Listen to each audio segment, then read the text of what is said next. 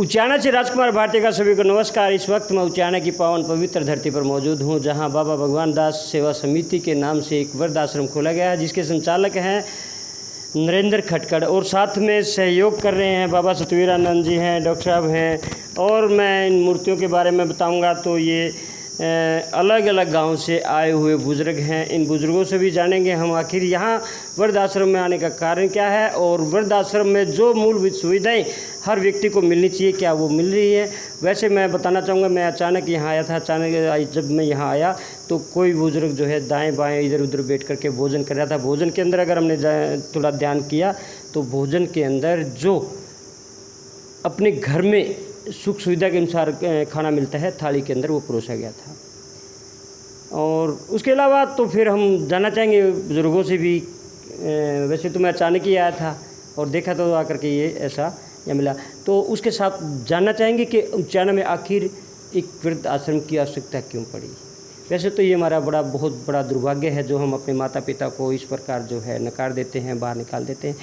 हो सकता है किसी भी परिस्थिति में उस बुज़ुर्ग को घर छोड़ना पड़ा हो, वो उसका है। दूसरा कि हम कहें कि जो माता पिता अपने बेटा बेटी को जन्म देता है और जन्म देने के बाद उसका पालन पोषण करता है, उसकी पढ़ाई लिखाई का ख्याल करता है, उसके बाद अगर जो बुज़ुर्ग होता है उसको सहारे की ज़रूरत होती है, उस सहारे में फिर वो बुज़ुर्ग घर से बाहर होता है, तो इससे बड़ा दुर्भाग्य हमारे सनातन धर्म का नहीं हो सकता। तो जानना चाहेंगे भाई कहाँ से हैं आप? खटकड़ गांव से। खटकड़। क्या आवश्यकता है उसकी आपने यहाँ वृद्धाश्रम खोलने की? क्या कुछ समाज में कोई कमी देखी थी या इन बुज़ुर्गों का बुरा हाल नहीं देखा गया आपसे? सबसे पहले तो आपके चैनल वाले सभी समर्थकों को मेरा नमस्कार। आश्रम बनाने की ऐसी नौबत बनी, कई जगह मैंने बड़े बुजुर्गों की बड़ी बेकदरी देखने को मिली।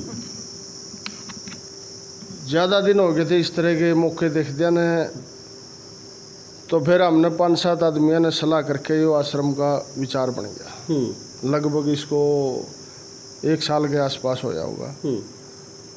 तो ये आश्रम आप देख रहे हो कैसा चल रहा है, कैसी व्यवस्था है। आप बुजुर्गों से बात करके देखो। नहीं, वो कर लेंगे, कोई बात नहीं। तो कैसे मन कैसी पिघला आपको, कैसी इस तरह की भावनाएं उत्पन्न हुई आपके जहन में कि हम बुजुर्गों का जो ना सम्मान करें, उनकी सेवा करें? सेवा भाव तो परमात्मा ने बचपन से दे रखा है मालिक। बड़े बुजुर्गों की सेवा करने का मन बचपन से है। और आँखों के सामने जब बुजुर्गों पर अत्याचार होया देखा है कई जगह है, तो विचार बन गया बस। तो कितने हैं मेंबर्स इस समिति के आपके? इस टाइम 7-8 मेंबर हैं। कहाँ से हैं?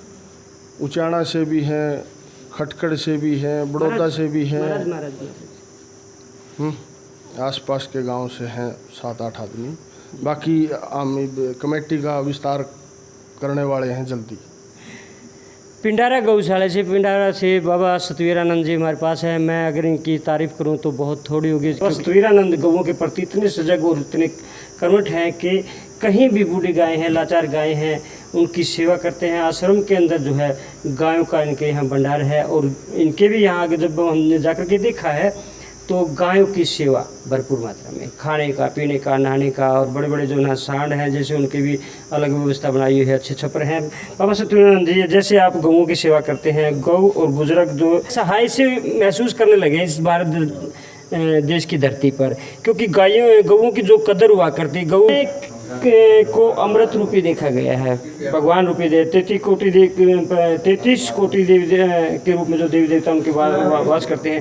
रोंग जो गाय का कीमती है। महाराज बताएंगे जी कि आज गायों की इतनी बेकदरी और बुजुर्गों की इतनी बेकदरी क्यों हुई? ये गौ माता का सेवा नहीं करे हमने, और जो दूध पी रहे हैं भैंस का दूध पी रहे हैं। गौ माता दूध पे शुद्ध बुद्धि आओगी। गौ माता का हाथ फेर है, सुबह समझ जाओ माथा टेक के। एक घर में गौ बांध रहे नहीं, फिर भी जन सफल हो सके हमने एक घर में। और बुजुर्ग में यह दुख बेचारे हमारी ला करी हमने। इनका संस्कार माता पिता को, बच्चा को गौ का दूध पीना था, उनके संस्कार बढ़िया हुए, माता पिता सेवा करें।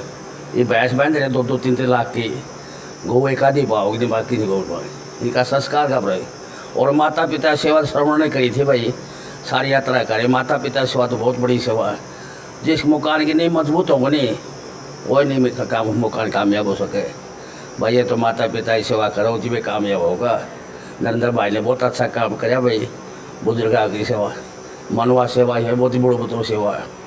बुजुर्ग की सेवा करे ये बहुत बड़ा धर्म है भाई। हजारों गौ का बरगाई बुजुर्ग की सेवा करना बहुत बड़ा धर्म है। महाराज ने कहा कि ये तो संस्कारों की कमी है। संस्कार कौन देगा? संस्कार तो माँ बाप ने दिए हैं ना उन बुजुर्गों बेटा बेटी को, क्योंकि जो आज बुजुर्ग हैं वो संस्कार तो उन्होंने देने थे। इसका मतलब उन्होंने संस्कार अच्छे नहीं दिए तो आज इस प्रकार जो है वृद्धाश्रम में आना पड़ा। वास्तव वैसे तो मैं कहूँगा कि इस प्रकार जो है बुजुर्गों की दुर्गति देखी नहीं जाती, क्योंकि हम भी किसी माँ बाप के बेटे रहे हैं और भगवान की दया ऐसा कभी हुआ नहीं। बाबा बताएं आप, कारण क्या है इस प्रकार जो है बेटा बेटी अपने माता पिता को घर से बाहर निकाल देता है, उसको सुविधाओं से वंचित कर देता है।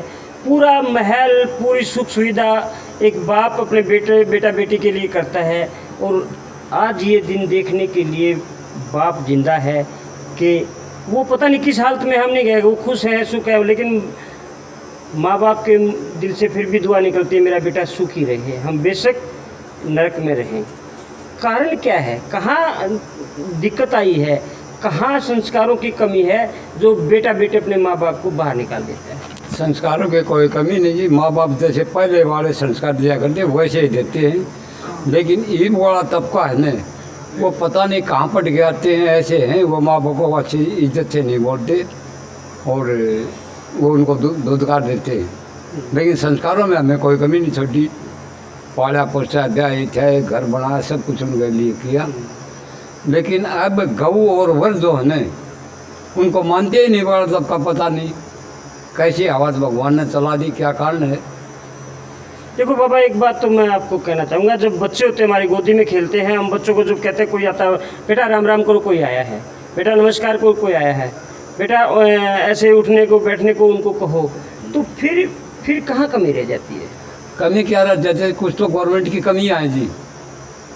है सर्विसमैन हो गए सभी तक वो सर्विस नहीं मिलने के कारण कोई दारू पीने लग गया, कोई सुरपा पीने लग गया और वो बांगे बनने लगे पड़ा। ननियों का पिता भाई ये हमारे माता पिता ने बुजुर्गों ने ये काम कभी नहीं किया, आप क्यों करे? पड़ा खाटन बोल वाला। तो इसमें सरकार की कमी कहाँ है? सरकार की कमी क्यों? ये ठेके बंद क्यों नहीं करती? उनको रोजगार क्यों नहीं देती ताकि वो आप अपने काम लग जाएं? वाकई में इस प्रकार की दयनीय स्थिति देख करके आँखों में आंसू आ जाते हैं, मन भर आता है कि जो समय माता पिता के बुजुर्गों की सेवा करने का था आज वो कोई नहीं। यहीं खड़े रहो महाराज। बाबू जी कहाँ से हैं आप? जीन से। जी से। बाबू जी क्या क्या मन में आता होगा जिस वक्त? नहीं, समस्या की तो मैं बाद में सुनूंगा। ऐसे वृद्ध आश्रम में आकर के घर बार छोड़ करके, मेरा कोई आगे नहीं कोई पीछे नहीं, सब कुछ मर गया, मेरा था सब कुछ उठ गया, बस अब वृद्धाश्रम ही है मेरे लिए। तो नहीं, ये तो एक गुस्से की भावना है। गुस्से वाली भावना नहीं है, मतलब मेरे लड़के परिवार सारा खत्म हो गया। अच्छा, अकेला हूँ मैं। तो बगैर परिवार के, चलो आपका तो भगवान ने कहा भाई कुछ ट्रेजेडी ऐसी होगी थी भाई, चलो नहीं रहा।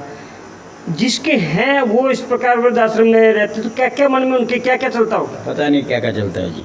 क्या क्या भावनाएं उत्पन्न होती होंगी ऐसे वृद्धाश्रम में जो बुजुर्ग रह रहे हैं? एक सुख शांति से घर में होता था, मन चाहे चीज़ खाता था, मन चाहे ओढ़ना पहनना, क्योंकि वृद्धाश्रम में तो नियम के अनुसार ही रहना पड़ेगा, घर वाली आज़ादी तो नहीं होती। तो क्या क्या इनके मन में आता होगा?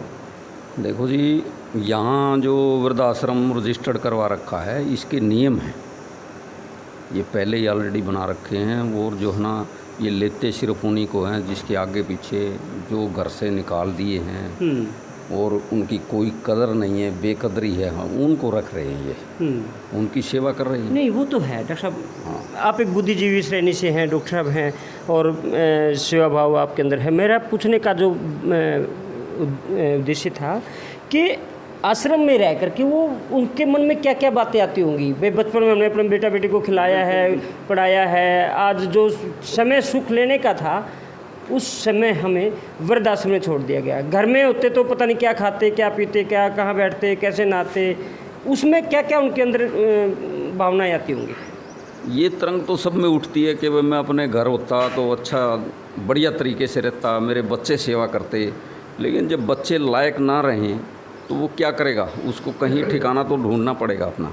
इसलिए वो जो है ना उनसे निराश होकर के ना यहाँ आए हैं जी।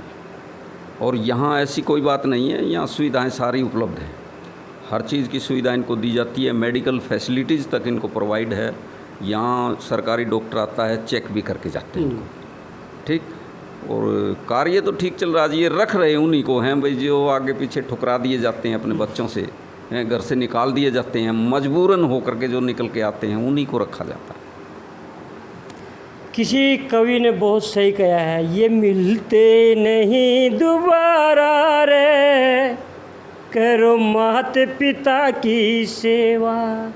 बड़े भावुक मन से मैं कहना चाहूँगा कि जो समय इन बुज़ुर्गों को अपने घर में अपने बेटा बेटी की ज़रूरत थी, जिसका कोई नहीं होता उसकी तो एक मजबूरी होती है, लेकिन हर उस बेटे को मैं ज़रूर कहना चाहूँगा, बुज़ुर्ग आपने भी होना है। अगर परमात्मा के घर में कहते हैं देर तो है अंधेर नहीं है, अगर देरी से भी ऐसे बेटा बेटी को सज़ा मिले, इनसे बड़ी दुर्गति हो, मैं तो एक यही बद्दुआ दूंगा, जो बेटा अपने माँ बाप को इस प्रकार घर से निकाल देता है।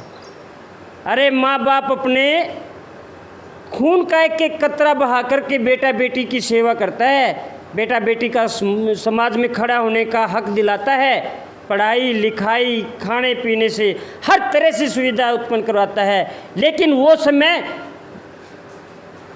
कोई भी बाप नहीं समझता होगा, कोई माँ नहीं समझती होगी कि बुजुर्ग होने के बाद इस प्रकार तेरा बेटा तेरे को घर से बाहर निकाल देगा, दर दर की ठोकर खाने पर मजबूर कर देगा।